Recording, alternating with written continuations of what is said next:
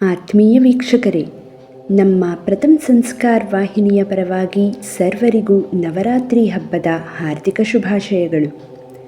ನವರಾತ್ರಿಯ ಈ ಪರ್ವಕಾಲದಲ್ಲಿ ಪ್ರತಿದಿನ ನಾವು ನಿಮಗಾಗಿ ಆ ದಿನದ ವಿಶೇಷ ಶ್ಲೋಕ, ತಾಯಿಯ ಅವತಾರದ ಮಹತ್ವ ಮತ್ತು ಅದರ ವಿಶಿಷ್ಟತೆಗಳನ್ನು ತಿಳಿಸಿಕೊಡಲಿದ್ದೇವೆ. ಬನ್ನಿ, ಜೊತೆಯಾಗಿ ನವರಾತ್ರಿಯ 9 ದಿನಗಳು ಮತ್ತು ವಿಜಯದಶಮಿ ಸಂಭ್ರಮ ಆಚರಣೆ ಮತ್ತು ಮಹತ್ವವನ್ನು ತಿಳಿದುಕೊಳ್ಳೋಣ. ನೀವಿನ್ನೂ ನಮ್ಮ ವಾಹಿನಿಗೆ ಸಬ್ಸ್ಕ್ರೈಬ್ ಮಾಡಿಲ್ಲ ಎಂದಾದಲ್ಲಿ ಈಗಲೇ ಸಬ್ಸ್ಕ್ರೈಬ್ ಮಾಡಿ ಮತ್ತು ನಿಮ್ಮವರೊಂದಿಗೆ ವಿಡಿಯೋಗಳನ್ನು ಶೇರ್ ಮಾಡಿ. ನವರಾತ್ರಿಯ 9 ದಿನಗಳು ಆ ಸರ್ವಮಂಗಳೆಯನ್ನು 9 ವಿಶಿಷ್ಟ ರೂಪಗಳಲ್ಲಿ ಪೂಜಿಸಲಾಗುತ್ತದೆ. ಇಂದು ನವರಾತ್ರಿಯ ಮೊದಲ ದಿನ. ನವರಾತ್ರಿ ಮೊದಲ ದಿನ ತಾಯಿ ಪಾರ್ವತಿಯನ್ನು ಶೈಲಪುತ್ರಿ ರೂಪದಲ್ಲಿ ಪೂಜಿಸುತ್ತೇವೆ. ಶೈಲಪುತ್ರಿ ಎಂದರೆ ಪರ್ವತರಾಜನ ಮಗಳು ಎಂಬ ಅರ್ಥ ಬರುತ್ತದೆ.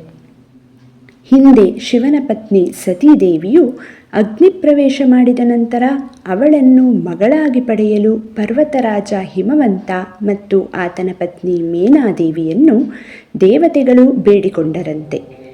ದೇವತೆಗಳ ಕೋರಿಕೆಯಂತೆ ಹಿಮವಂತ ಮತ್ತು ಮೇನಾದೇವಿ ತಾಯಿಯನ್ನು ಕುರಿತು ತಪಸ್ಸು ಮಾಡಲು ತಾಯಿಯು ಅವರ ಭಕ್ತಿಗೆ ಮೆಚ್ಚಿ ಮೇನಾಕನೇ ಮೊದಲಾದ 100 ಪುತ್ರರನ್ನು ಮತ್ತು ತಾನು ಪುತ್ರಿಯಾಗುವ ಭಾಗ್ಯವನ್ನು ಕರುಣಿಸಿದಳಂತೆ. ಅದರಂತೆ ಪರ್ವತಗಳ ರಾಜ ಹಿಮವಂತ ಮತ್ತು ಮೇನಾದೇವಿಯ ಮಗಳಾಗಿ ಜನಿಸಿದ ಪಾರ್ವತಿಯನ್ನು ಶೈಲಪುತ್ರಿ ಎಂದು ಕರೆಯುತ್ತಾರೆ.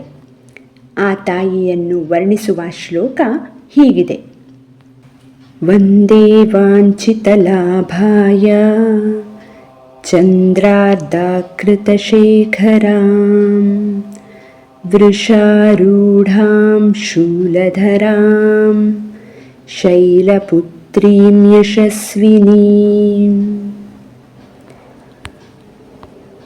ಈ ಶ್ಲೋಕದ ಅರ್ಥ, ಅರ್ಧಚಂದ್ರನನ್ನು ತನ್ನ ಶಿರದ ಮೇಲೆ ಹೊಂದಿರುವ ವೃಷಭ ಅಥವಾ ನಂದಿಯ ಮೇಲೆ ಶೂಲವನ್ನು ಹಿಡಿದು ಕುಳಿತಿರುವ ಬೇಡಿದ ವರವನ್ನು ಕರುಣಿಸುವ ಶೈಲಪುತ್ರಿಗೆ ನಾನು ವಂದಿಸುತ್ತೇನೆ.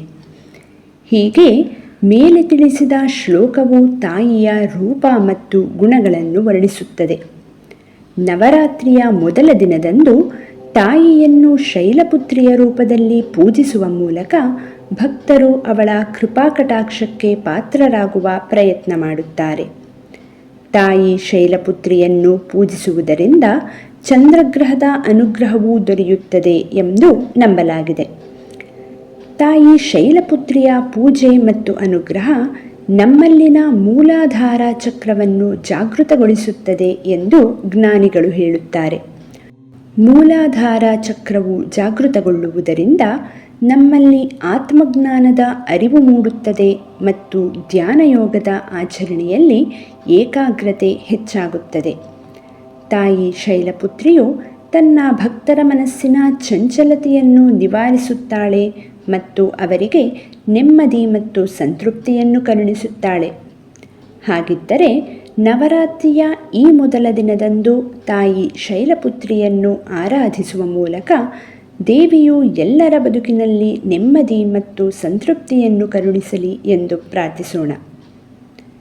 ಪ್ರಥಮಂ ದುರ್ಗಾ ತ್ವಂ ಹಿ ಭವಸಾಗರತಾರಿಣೀ ಧನ ಐಶ್ವರ್ಯದಾಯಿನೀ ಶೈಲಪುತ್ರೀ ಪ್ರಣಮಾಮ್ಯಹಂ. ತ್ರಿಲೋಕಜನನೀ ತ್ವಂ ಹಿ ಪರಮಾನಂದಪ್ರದಾಯಿನೀ ಸೌಭಾಗ್ಯಾರೋಗ್ಯದಾಯಿನೀ ಶೈಲಪುತ್ರೀ ಪ್ರಣಮಾಮ್ಯಹಂ. ಚರಾಚರೇಶ್ವರೀ ತ್ವಂ ಹಿ ಮಹಾಮೋಹವಿನಾಶಿನೀ ಭುಕ್ತಿಮುಕ್ತಿದಾಯಿನೀ ಶೈಲಪುತ್ರೀ ಪ್ರಣಮಾಮ್ಯಹಂ. ಮತ್ತೊಮ್ಮೆ ಎಲ್ಲರಿಗೂ ನವರಾತ್ರಿ ಹಬ್ಬದ ಹಾರ್ದಿಕ ಶುಭಾಶಯಗಳು.